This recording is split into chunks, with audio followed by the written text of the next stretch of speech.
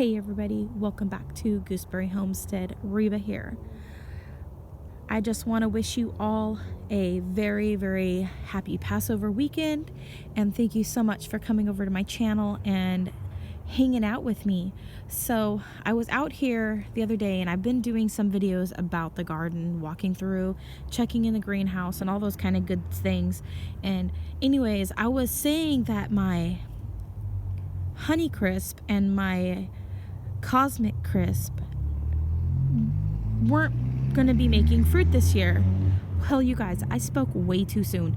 As I was watering, I noticed something very interesting. And if I come in here really close, those right there, those are clusters of berries. I have about at least 5 right here that we can see. We've got 1, 2, 3, 4, 5. And then I noticed this one first down here. So there's 6. And these I figured were in fact fruiting spurs, but I didn't realize that that's exactly what I was looking at the other day. So these look like they're going to be the leafing spurs, and these are fruiting spurs. How interesting. I mean, I've had the Collimer apples and that sort of thing, so I kind of know what to look for on those. But you guys, I'm still fairly I consider myself a fairly a newbie when it comes to growing still. See how skinny these ones are? These ones look like they probably are leaf spurs. And then these ones are a little bit bulbier, so this one's going to have flowers in it. You can kind of tell the way it's opening up there. So I'm kind of excited. So let's count. 1, 2, 3, 4,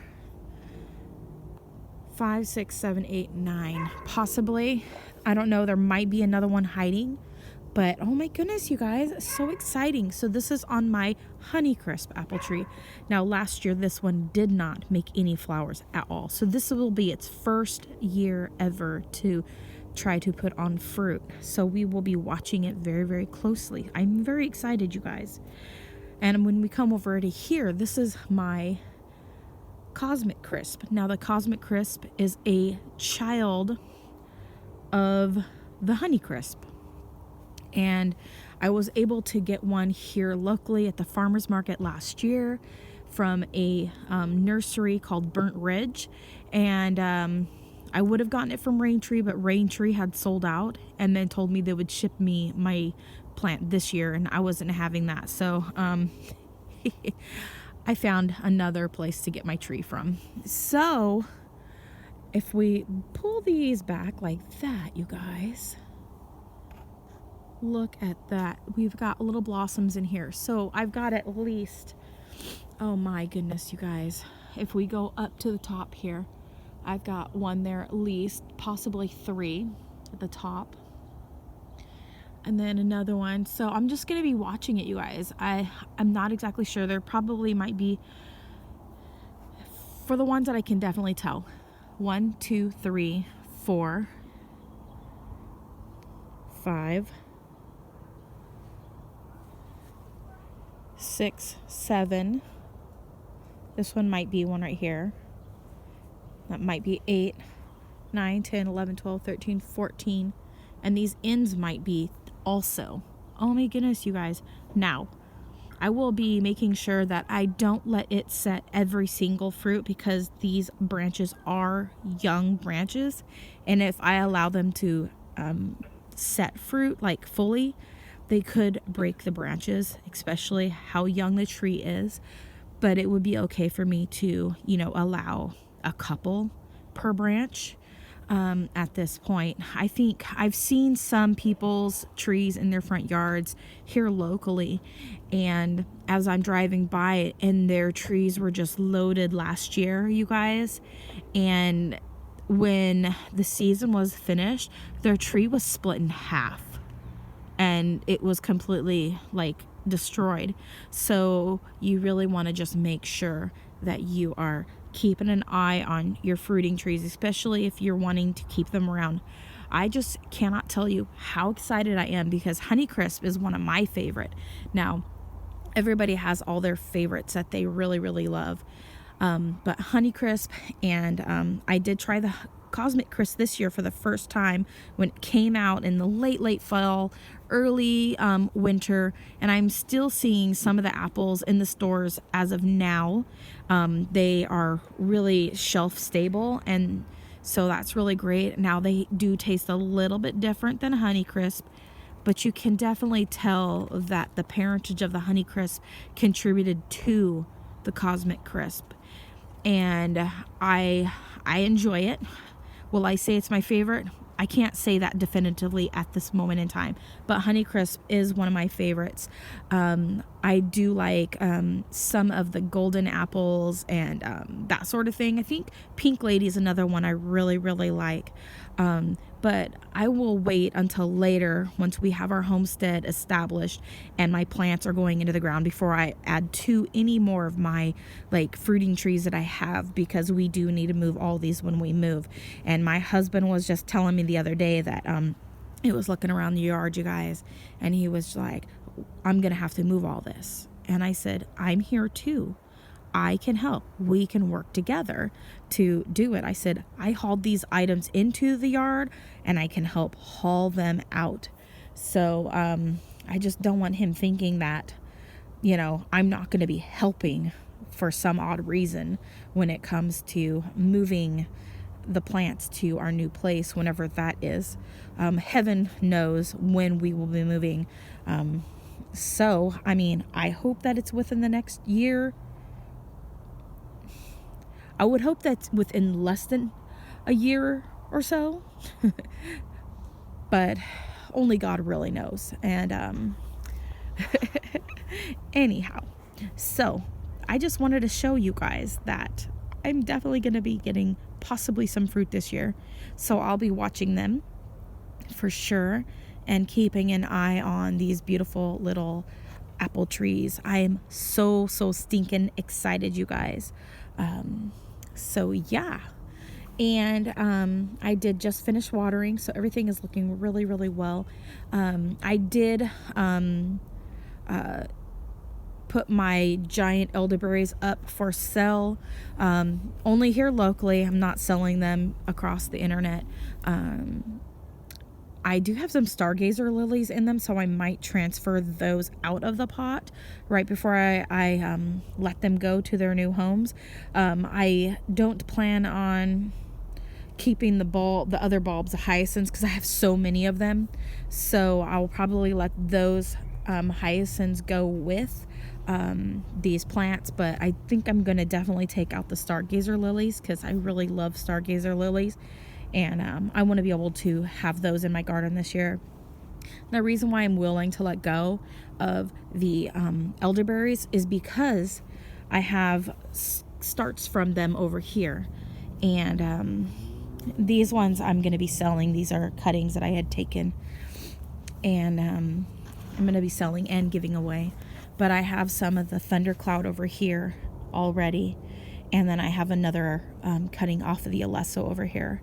So I'm totally cool with letting my other bushes go. However, I am asking $25 for them a piece because they are larger, more established plants, and I've had them a few years, and I know that they're already setting fruit and that sort of thing, or not setting fruit, but they're setting their flowers right now. So if I come in here and pull that back, you guys can see the little cluster there of flowers that are forming. And every single section where there are the groups of leaves on the elderberry, there are flowers. And right here is a good example. Look at that, you guys. It's going to be loaded on that one for sure. And then the same with the thundercloud right here. This one has beautiful pink flowers in the spring.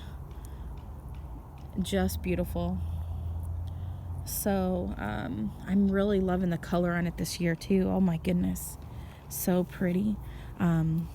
This one definitely has quite a bit of bronzy color to it this year, probably because it was putting out its leaves during some of the colder days.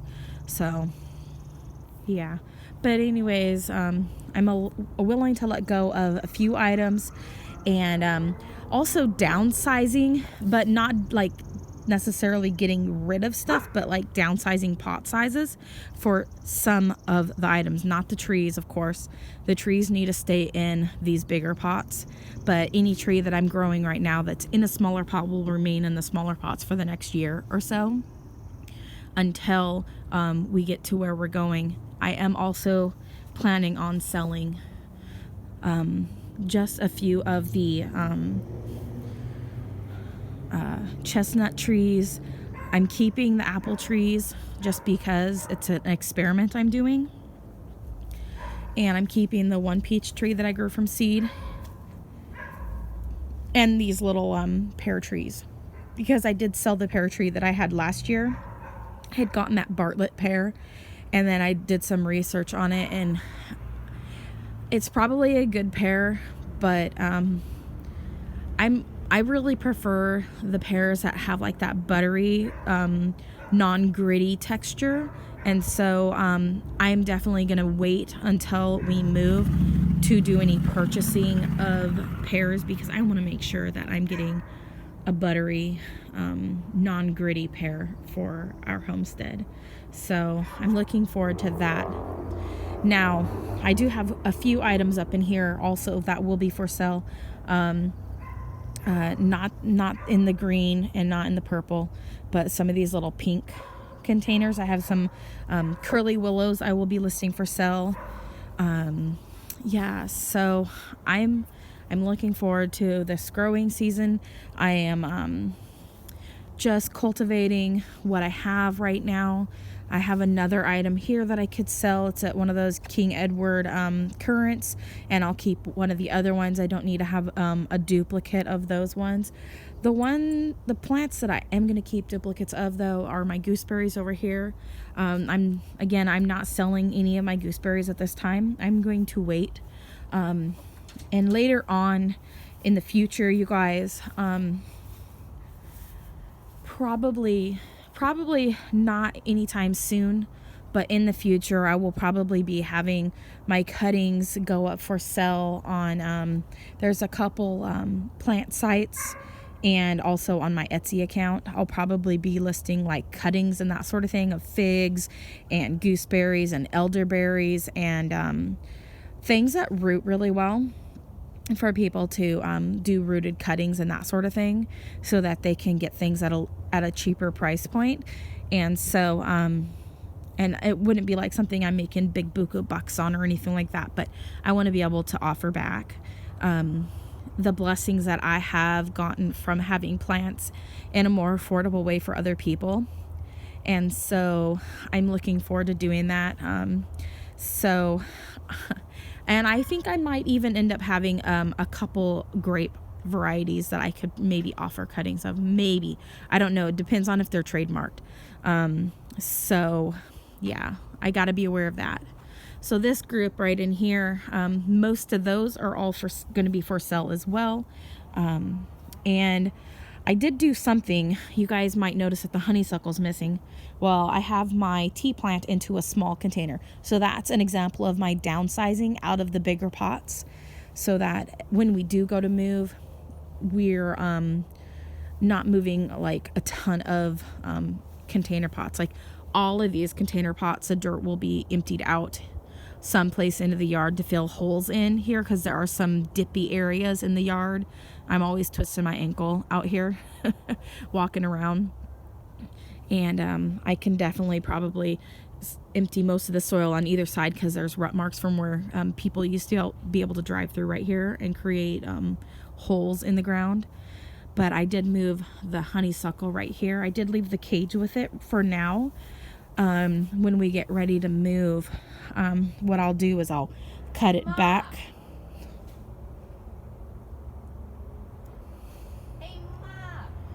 I will cut it back so that it's not like growing all crazy and everything.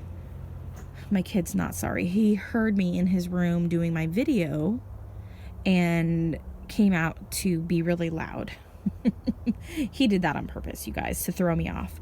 Anyways, so what I'll do is I'll cut it back real low, closer to the ground, and it'll come back from the roots in the future. And maybe I'll leave like a little place marker that says honeysuckle there, so that whoever moves in, they will know what's growing there, just in case. Most people that move into these homes don't really care at all. So, but anyways, everything's watered, everything looks good. So anyways, you guys, thank you so much for watching. Comment, like, and subscribe. Click that bell button. And as always, have a wonderful day, and God bless. Bye.